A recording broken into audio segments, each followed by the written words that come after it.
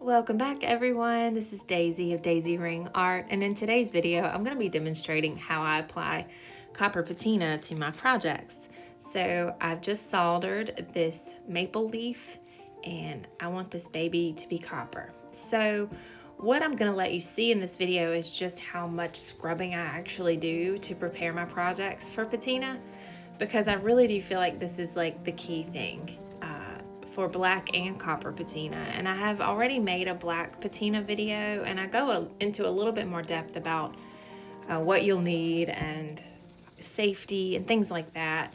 And I'll talk a little bit about that as this video progresses. But right here, I just kind of wanted you to see how much scrubbing goes into this initial step here. I'm just using a brass scrubby sponge and a solution that I mixed up of water with several drops of dish detergent. It just seems to work well for me. I use liquid flux and it's fairly easy to clean it off the piece, but I still scrub like there's no tomorrow. So at this point, I have already rinsed the piece very well, and I'm being extremely intentional about drying it as best as I possibly can. And I'm even using this little cotton pad here just to be absolutely certain that I'm not leaving behind any moisture before I go to apply that patina. Always wear gloves and safety glasses and work in a well-ventilated space. And I like to protect my work surface with a little piece of packing paper. Give your patina a good shake and pour a small amount into a glass jar. And pro tip, never pour what's left over back into your bottle. I typically use a cotton ball or a cotton pad when I'm applying copper patina. And that's because I like to be able to wring out as much of the patina as I can, because I don't know if it's just me, but I discovered a while back that if I use a well wrung out piece of cotton to apply my copper patina, that I get better results than if I were to just sort of flood my project with a lot of patina and, oversaturate. I don't know if there's anything to that. That's just something that I've noticed. I feel like when I do oversaturate, that sometimes I get a splotchier effect, but I don't know, it might just be me.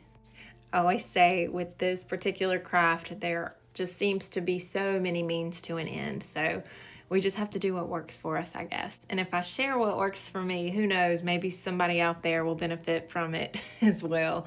But as you can see, I'm just working in smallish sections, and I'm making sure that I get all those edges and around the wires and things like that. Just making sure I don't leave any silver solder. So this is where things get a little controversial, and I'm not really sure why, because I'm just following the instructions on the patina bottle. But some people want to give me hell for not rinsing my projects. Now, with Novacan patina, you're instructed to apply the patina and to wipe away the excess. So that's what I'm doing here. This is also the instruction of a stained glass teacher that I have followed along with and highly respect. And since I have started doing this, I have had better patina results. So I'm going to keep doing it. It is a little bit more work because, as you can see, I'm extremely intentional about making sure I have mopped up every bit of excess patina that I can. And that's kind of why I just wanted to let this part of the video sort of play through so you could see just how I do that. I forgot to record this step, but as with any project, you're going to need to finish it off with some wax. And I've allowed it to dry to a haze, and now I'm buffing it off with a microfiber cloth, and we have this beautiful copper finish now.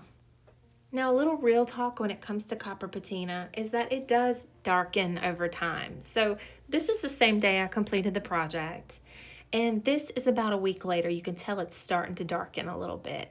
Now, this project is about a year old and it's significantly darker, but I don't stress about it because to me, stained glass has just got a vintage vibe to it anyway, so I just roll with it. And when it's in the window, you can't even tell anyway. I hope this was helpful. Thank y'all so much for watching, and I'll see you in my next video. Take care.